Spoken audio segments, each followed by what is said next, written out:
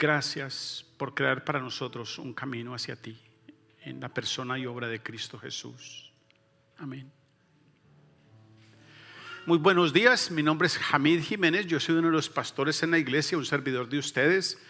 Y esta mañana tenemos doble celebración. Esta mañana tenemos domingo de comunión y almuerzo de compañerismo. Cada otro mes, cada segundo mes, estamos intentando crear un espacio donde ustedes y yo podamos no solo participar juntos, pero tener oportunidad de conversar, de conocernos más.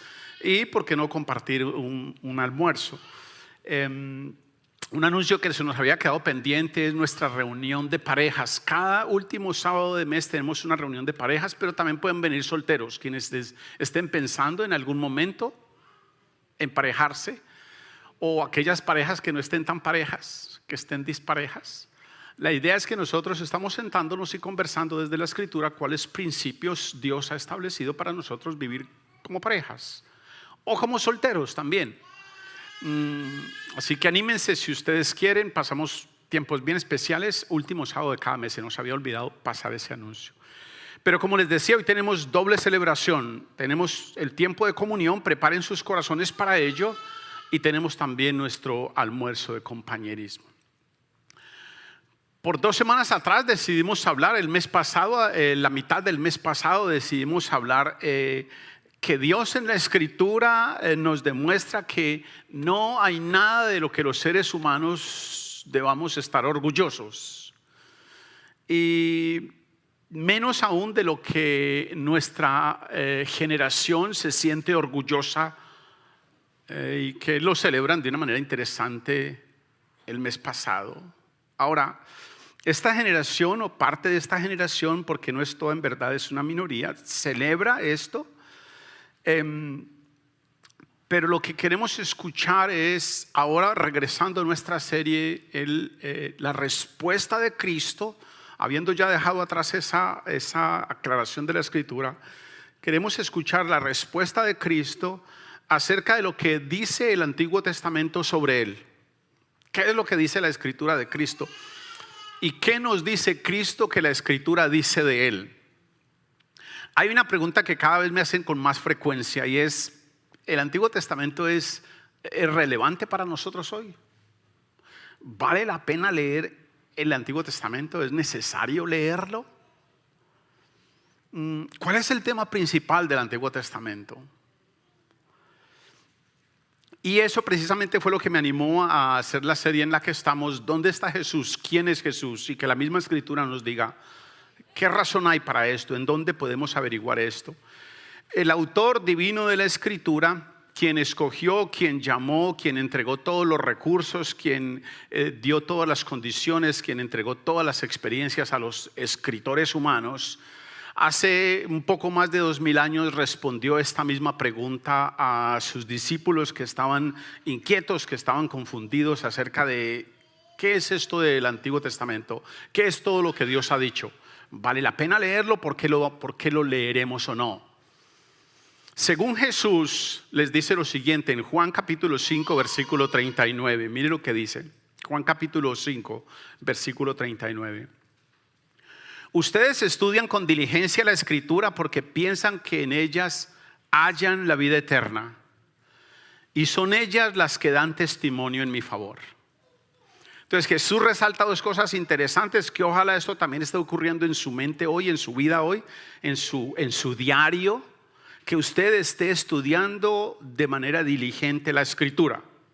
Dios permita que eso esté pasando en su vida, que ojalá usted hoy, durante el espacio de tiempo que está despierto en el día, ponga algo de diligencia en estudiar la Escritura, porque según Jesús la Escritura es la que da testimonio de Él. Ahora recuerden que siempre que Jesús y los autores del Nuevo Testamento hablan de la Escritura, están hablando de lo que es el Antiguo Testamento. Ellos no tenían nada de lo que es los evangelios, ni las cartas, ni nada de esto.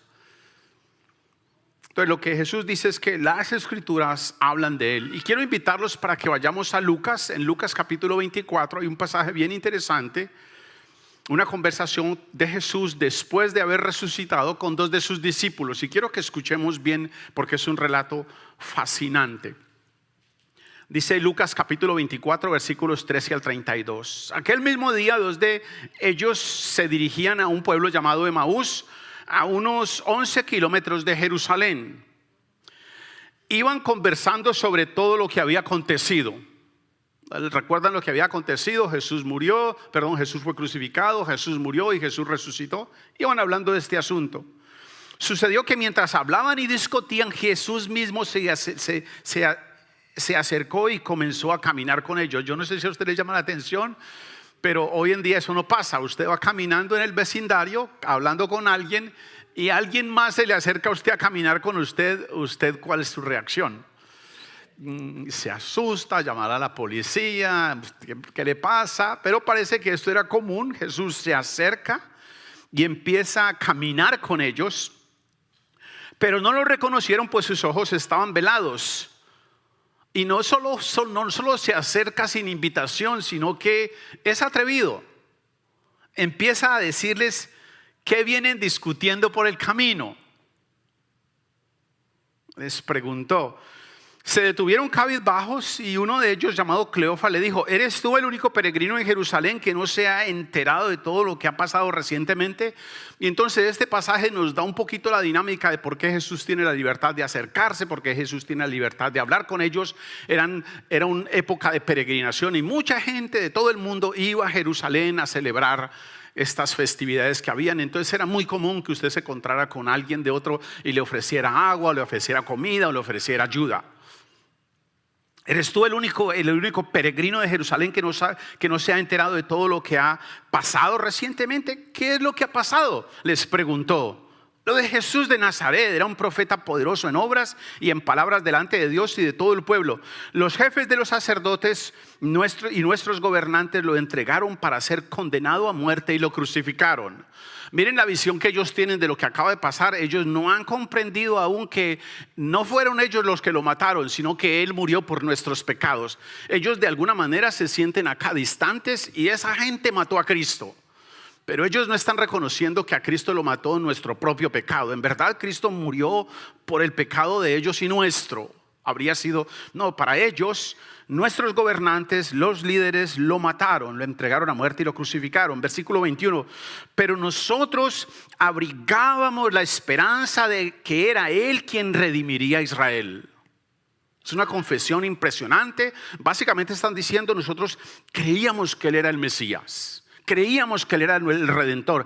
Es más, ya hace 3 días que sucedió todo esto. También algunas mujeres de nuestro grupo nos dejaron asombrados, o como se diría hoy en día, con la boca abierta. Esta mañana muy temprano fueron al sepulcro, pero no hallaron su cuerpo. Cuando volvieron nos contaron que se les había aparecido unos ángeles quienes le dijeron que Él está vivo. Algunos de nuestros compañeros fueron después al sepulcro y lo encontraron tal como habían dicho las mujeres, pero a Él no lo vieron. Qué torpes son ustedes, les dijo, y qué tardos de corazón para creer todo lo que han dicho los profetas. ¿Acaso no tenía que sufrir el Cristo estas cosas antes de entrar en su gloria? Entonces, comenzando por Moisés y por todos los profetas, les explicó lo que se refería a Él en toda la Escritura. Al acercarse al pueblo donde se dirigía, Jesús hizo como que iba a ir más lejos, pero ellos insistieron: quédate con nosotros, que está atardeciendo, ya es casi de noche. Así que entró para quedarse con ellos. Luego, estando con ellos a la mesa, tomó el pan, lo bendijo, lo partió y se los dio. Entonces se les abrieron los ojos y lo reconocieron, pero Él desapareció. Se decían unos a otros: ¿no ardía nuestro corazón mientras conversaba con nosotros en el camino y nos explicaba las Escrituras? Es un relato extraordinario. habiendo escuchado a sus discípulos en el camino de Emaús, habiendo escuchado las decepcionadas esperanzas del Mesías que ellos tenían, Jesús les dice: oh insensatos, lentos de corazón para creer todo lo que los profetas han hablado. ¿No debería Cristo de haber sufrido todas estas cosas? ¿No debería el Cristo debería haber sido crucificado, muerto y después resucitar? ¿No ha dicho eso todos los profetas y las escrituras? Con esto Jesús sostuvo que el relato de su vida, el relato de su muerte, el relato de su resurrección es el contenido completo de la Escritura. Oh, insensatos y lentos de corazón, ¿no entienden ustedes? Más o menos le está diciendo, ¿no entienden ustedes que de mi crucifixión, de mi muerte y resurrección es de lo que hablaba en la Escritura? ¿No entienden que eso es lo que lo ha escrito la ley? ¿No entienden que eso es lo que dicen todos los profetas? ¿No entienden que eso es lo que dicen los salmos? Ellos creían en los escritos de los salmos y de los profetas, en los escritos de la ley acerca de este Mesías que vendría, pero no habían prestado mayor atención en lo que decían los profetas y la ley acerca de los sufrimientos y la muerte, la resurrección del Mesías. Esperaban a este que los redimiría. Entonces lo que hace Jesús es que a la luz de los acontecimientos recientes en Jerusalén les habla, y lo que hace el Espíritu Santo es, según nos dice la Escritura, abrirles el corazón de cuál es el tema central de la Escritura. Jesús les está diciendo: de todo lo que habla la Escritura es de mi sufrimiento, de mi muerte, de mi resurrección. Él les habla, el Espíritu Santo les abre el corazón. Dice la Escritura: entonces se les abrieron los ojos y le reconocieron, y se decían unos a otros: ¿no ardía nuestro corazón mientras conversaba y nos explicaba la Escritura? Fue algo inesperado para ellos, según Jesús, intentar interpretar la Escritura o el Antiguo Testamento sin considerar que Jesús es el tema central de toda la Escritura. Es más o menos como que usted se encierre en un cuarto oscuro y tome un libro cerrado e intente interpretarlo. Sin él es imposible para usted y para mí entender la Escritura. Si no vemos a Cristo Jesús en todos los profetas, en todos los salmos, en la ley, entonces hemos casi que perdido el tiempo. Es lo que Jesús les está diciendo. Oh, insensatos y lentos de corazón. Es la Escritura la que nos muestra a Cristo. La Escritura es palabra de vida. Es el Espíritu Santo quien abre nuestro corazón. Y es Cristo Jesús quien nos lleva al Padre. Es una función dinámica. Jesús mismo nos ayuda para ver cómo los acontecimientos del Nuevo Testamento estaban claramente todos anunciados en el Antiguo Testamento. Ahora, la conversación en el camino a Emaús, Jesús enfatiza eso. Moisés, los profetas, la ley, toda la Escritura hablan de mi sufrimiento, hablan de mi gloria, hablan de mi nacimiento, hablan de mi muerte, hablan de mi resurrección. La Escritura está más o menos diciendo de Jesús, saturada de todos estos eventos que ustedes acaban de presenciar en Jerusalén. Esto no era algo fortuito, no era algo nuevo, era algo que se venía diciendo generación tras generación. Mi muerte, mi resurrección. Ahora, la pregunta para nosotros podría ser: ¿y por qué es tan importante este asunto que Dios decide a través de la historia dejarnos tantísima evidencia de este hecho? ¿Por qué nosotros hoy seguimos celebrando esta ordenanza que representa todos estos hechos de los que Jesús habla? ¿Qué tiene que ver esto? ¿Por qué es importante esto para nosotros? ¿Es tan importante que Dios le dedique todo este esfuerzo y que siga esto hablándose? Acompáñeme por favor a Juan capítulo 8, versículo 48 al 58. Dice así: Jesús está siendo interpelado por unas personas y le dicen lo siguiente. Juan 8, 48 en adelante. ¿No tenemos razón al decir que eres un samaritano y que estás endemoniado? No estoy poseído por ningún demonio, contestó Jesús. Tan solo honro a mi Padre, pero ustedes me deshonran a mí. Yo no busco mi propia gloria, pero hay uno que la busca y Él es juez. Ciertamente les aseguro que el que cumple mi palabra nunca morirá. Ahora estamos convencidos de que estás endemoniado, exclamaron los judíos. Abraham murió y también los profetas. Pero tú sales diciendo que si alguno guarda tu palabra nunca morirá. ¿Acaso eres mayor que nuestro padre Abraham? Él murió y también murieron los profetas. ¿Quién te crees tú? Si yo me glorifico a mí mismo, le respondió Jesús, mi gloria no significa nada. En efecto, la Escritura, habiendo previsto que Dios justificaría por la fe a las naciones, anunció de antemano el evangelio a Abraham. Por medio de ti serán bendecidas todas las naciones. A quienes les gusta la historia, a quienes nos gusta la historia, toda la historia humana se constituye sobre la promesa de Dios. Esta semana pasada, por alguna razón, he estado viendo películas de la historia y vi una película de la historia de la crueldad japonesa y atrapan a un piloto, se llama Unbroken. Es un desastre, una tragedia el odio y la rabia y la crueldad del corazón humano. Y al final yo decía, todo esto, Señor, todo esto. ¿Saben qué es lo interesante de la película? Al final este hombre termina perdonando a todo el mundo y decide buscar a sus captores, uno por uno, para hablar con ellos y ofrecerles perdón por lo que le han hecho a él y a sus... Mataron a una cantidad de gente, a él no lo mataron porque Dios, en mi opinión, lo tenía guardado para que él predicara el evangelio a todas estas personas con sus corazones tan llenos de rabia. Toda la historia de la humanidad, todo lo que se conoce de la humanidad se construye sobre la promesa de Dios enviando a un redentor para nosotros. Todo lo que ustedes y yo hemos vivido, lo que está viviendo la historia, los momentos más oscuros de la historia, se construyen en torno a este hecho. Dios un día enviaría un redentor. Este redentor vendría, este redentor sería crucificado, este redentor moriría y este redentor resucitaría para derrotar al mal y al maligno y para bendecir a todas las naciones. Toda la historia se construye en torno a este hecho. Ahora quiero que me acompañen leyendo un pasaje que está en Hebreos. Hebreos capítulo 11, es el famoso capítulo aquel de la fe donde el escritor de Hebreos nos habla de todos estos hombres de fe. Y quiero advertirles algo, hay un peligro al leer este pasaje, que nosotros nos fijemos solo en las personas. Pero en verdad, si ustedes y yo leemos con cuidado, lo que el escritor nos quiere decir es en dónde está la fuerza y la sabiduría que estos personajes usaron para vivir los eventos que vivieron.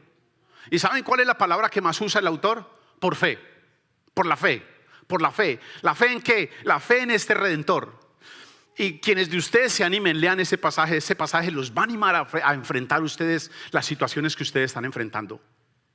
No importa lo difíciles que sean, le garantizo que no se comparan nada con las que estos hombres se enfrentaron por fe.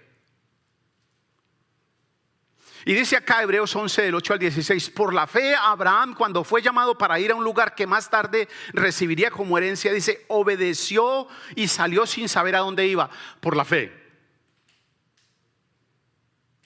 Por la fe se radicó como extranjero en la tierra prometida y habitó en tiendas de campañas con Isaac y Jacob, herederos también de la misma promesa. Porque esperaban la ciudad de cimientos sólidos, de la cual Dios es arquitecto y constructor. Por la fe Abraham, a pesar de su avanzada edad y de que Sara misma era estéril, recibió fuerza para tener hijos porque consideró fiel al que le había hecho la promesa. Así que de este solo hombre, ya en decadencia, nacieron descendientes numerosos como las estrellas del cielo e incontables como la arena a la orilla del mar. Todos ellos vivieron por la fe y murieron sin haber recibido todas las cosas prometidas. Más bien, dice la Escritura, las reconocieron a lo lejos y confesaron que eran extranjeros y peregrinos en la tierra. Al expresarse así, claramente dieron a entender que andaban en busca de una patria. Si hubieran estado pensando en aquella patria donde habían emigrado, habrían tenido la oportunidad de regresar a ella. Antes bien, anhelaban una patria mejor, es decir, la celestial. Por lo tanto, Dios no se avergonzó de ser llamado su Dios y les preparó una ciudad. El vocabulario era diferente. Abraham creía en lo que vendría. Nosotros creemos en lo que ya se cumplió a plena luz del día. Abraham esperaba con fe al Mesías que vendría. Nosotros vemos atrás al Mesías que ha resucitado.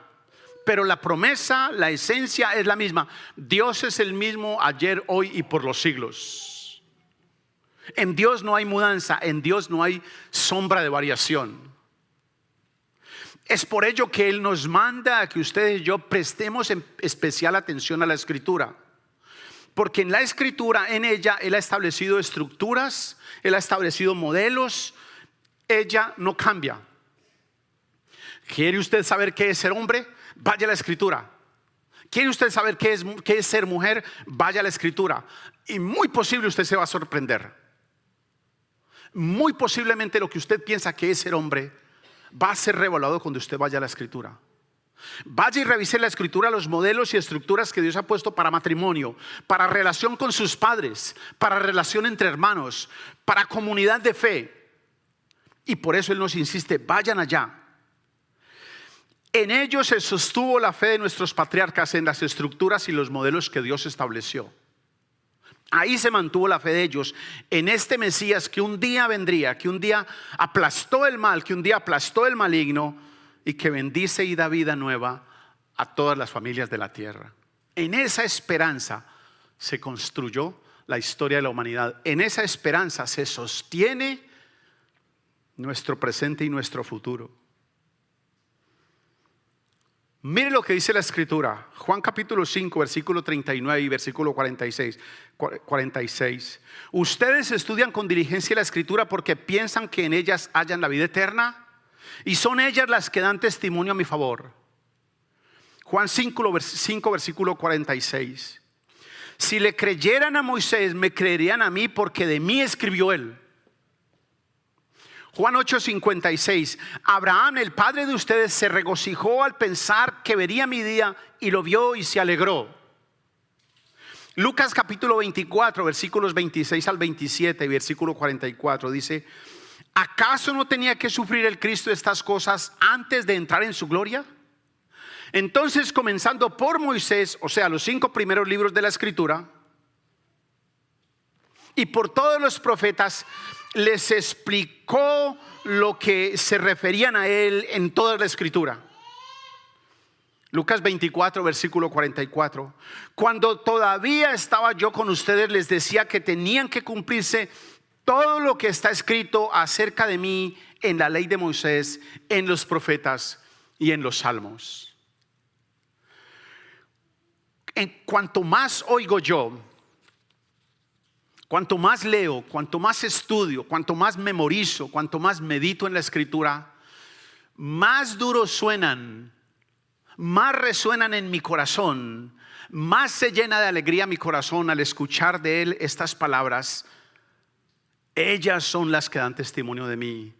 Todo lo que está escrito de mí en la ley y los profetas, si creyeran en Moisés, creerían en mí, porque de mí escribió Moisés. Cada vez que escucho yo a Jesús, cada vez que veo yo a la obra del Salvador en la Escritura, mi corazón se llena de más alegría de saber que en nuestra vida no estamos solos, no hemos sido abandonados acá. Un Salvador vino por nosotros. Así que a la pregunta de qué se trata la Escritura, de qué se trata el Antiguo Testamento, Jesús enfáticamente sostiene: de mí, de mí, de mí. Todo lo que se escribió en la Escritura es de esta obra de redención que ustedes y yo venimos a celebrar este domingo, y que una vez al mes recordamos a través de esta ordenanza. Tenemos que preguntarles a otros personajes que vivieron con Jesús qué pensaban ellos sobre la Escritura, cómo respondieron ellos al Antiguo Testamento, si ellos lo entendieron, si entendieron que todo lo que la Escritura habla es de Jesús, o si se les pasó por alto. Y vamos a seguirle preguntando a otros personajes. Un personaje al que le quiero preguntar yo es a Herodes. Y vamos a ver la respuesta de él. Ahora, pregunta para ustedes. Quiero preguntarle a ustedes esta mañana, ¿usted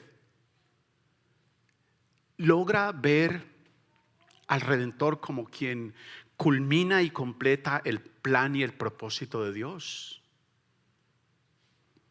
¿Logra ver usted en la Escritura al Redentor, a Cristo Jesús, como quien completa el plan y el propósito de Dios para la historia? ¿Cree usted en Jesús?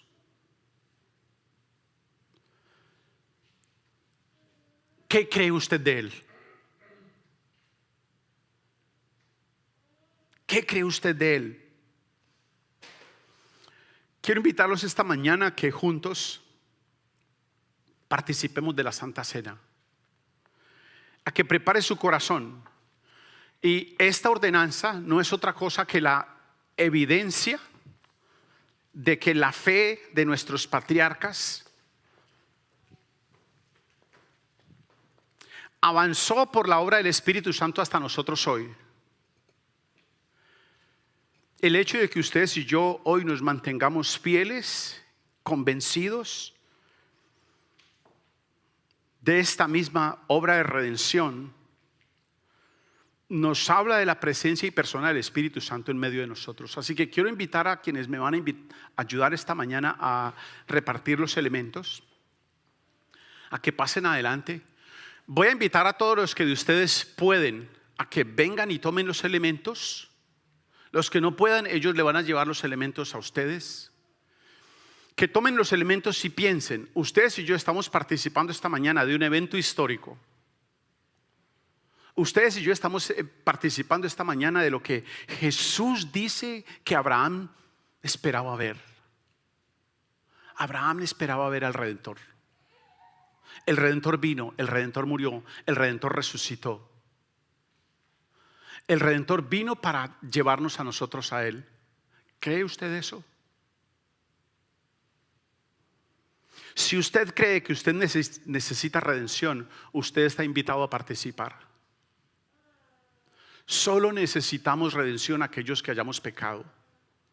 Si usted no ha pecado, no participe. Pero hablemos algún día de esta semana,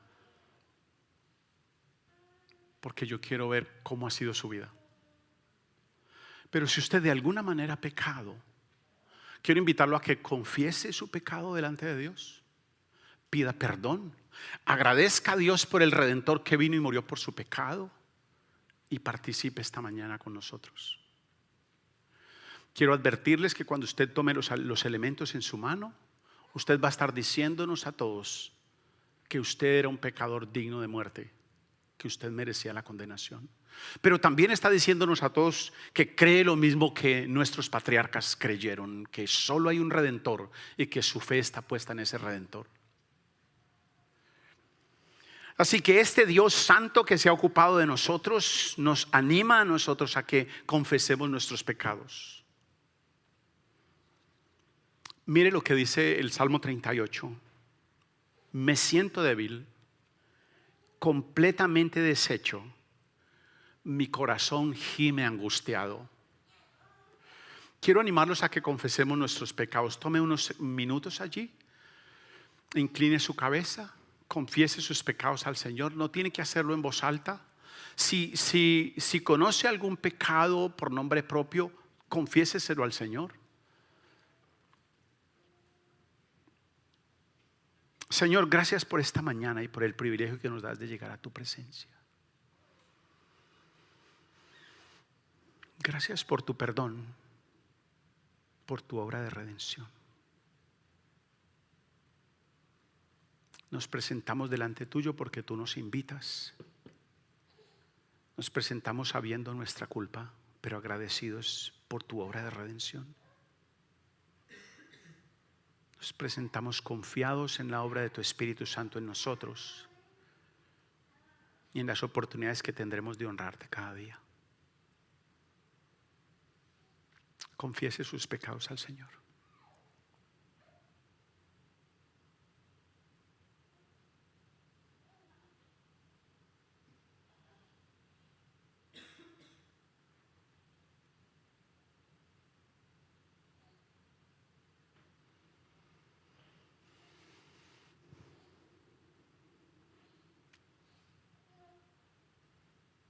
Señor, confesamos delante tuyo nuestros pecados y no queremos seguirlos cometiendo. Fortalécenos por tu Espíritu Santo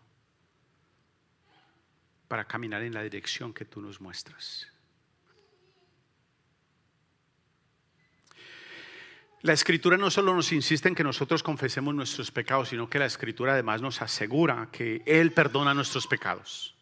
Dice el Salmo 34, versículo 6, este pobre clamó, el Señor lo oyó y lo libró de todas sus angustias. Señor, juntos agradecemos por tu obra de redención para nosotros y porque ella cada vez es más clara y real en nuestro corazón. Ayúdanos y condúcenos en esta generación, en este momento histórico, para ser la sal y la luz que nuestra ciudad, que nuestro mundo necesita. Lo pedimos juntos en Cristo nuestro Señor. Amén. Quiero invitarlos para que ustedes preparen sus corazones a participar en la cena. Nuevamente, quienes pueden participar son todos aquellos que se reconocen a sí mismos como pecadores delante de Dios, pero también que reconocen a Cristo Jesús como el único Redentor. Así que quienes de ustedes quieran participar, vengan adelante, tomen los elementos y luego se sientan y nos esperan y participamos juntos.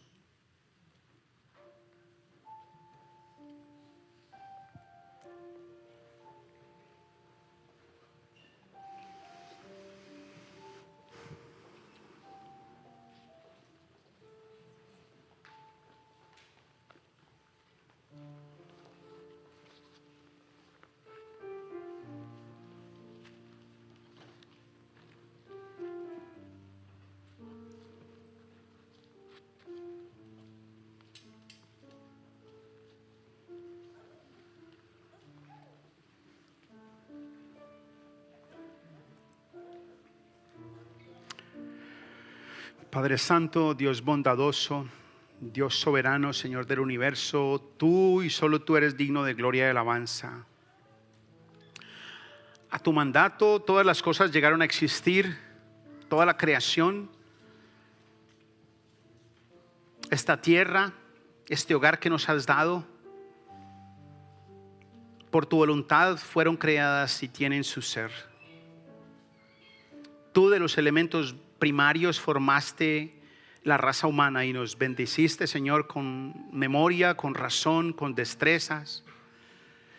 Nos hiciste soberanos sobre la creación, nos invitaste a gobernar contigo, pero nos hemos vuelto contra ti. Hemos traicionado tu confianza, nos hemos vuelto los unos contra los otros. Te suplicamos que tengas misericordia. Somos pecadores delante tuyo. Tú, por medio de los profetas, una y otra vez nos invitas a regresar a ti. Tú nos has revelado tu ley y cuando los tiempos se cumplieron enviaste a Cristo Jesús para que cumpliera tu ley.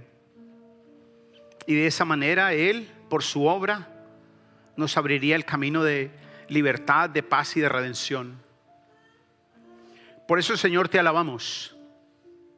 Nos unimos, Señor, al coro celestial con los profetas, con los apóstoles, con los mártires, con todos aquellos en todas las generaciones que han puesto en tu obra su esperanza, para proclamar con ellos, Señor, que a ti te pertenece el reino, que a ti te pertenece el poder, que a ti te pertenece la gloria.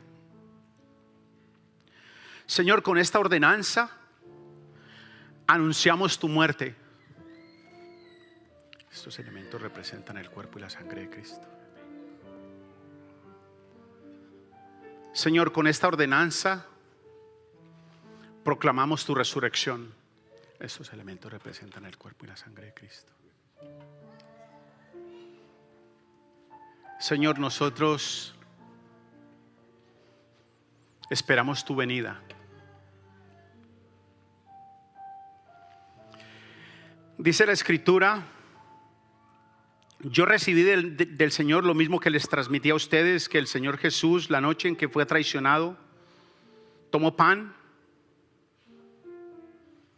Y después de dar gracia lo partió y dijo: este pan es mi cuerpo que por ustedes entrego. Hagan esto en memoria de mí. Señor Jesús, juntos damos gracias por haberte ofrecido de manera voluntaria para morir por nuestros pecados. Padre amado, gracias porque esto no es un evento casual, sino un plan trazado por ti mismo desde el origen mismo de la humanidad, y que nos beneficia a todos hasta la eternidad. Gracias, Señor, por tu disposición de morir por nosotros. Tomemos juntos el pan.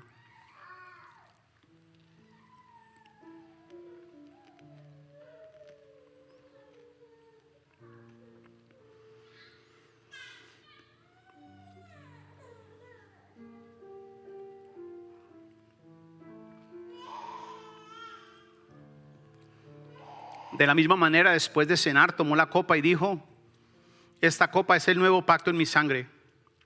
Hagan esto cada vez que beban en memoria de ella. Señor, gracias porque tu obra de redención fue completada no con plata ni oro, sino con tu sangre preciosa. Participemos juntos.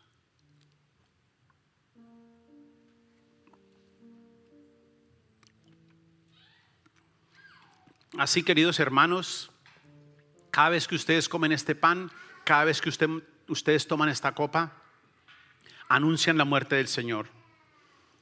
Señor, esperamos tu venida. Quiero animarlos para que juntos, puestos